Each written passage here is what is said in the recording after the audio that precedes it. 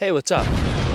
Israel's version of the CIA planted explosives in thousands of pagers belonging to Hezbollah, a militant group in Lebanon. All of the pagers exploded simultaneously yesterday at 3:30 p.m., killing at least 9 and leaving thousands wounded. One of Hezbollah's primary goals is to take down the state of Israel, so it comes to no surprise they are blaming them for the attack. U.S. officials are also blaming Israel for the attack, although they have not confirmed their involvement. There has been another set of explosions today, killing at least another 8 people and leaving at least 300 wounded. This is all a continuation of the Israel-Gaza conflict that started in October of last year.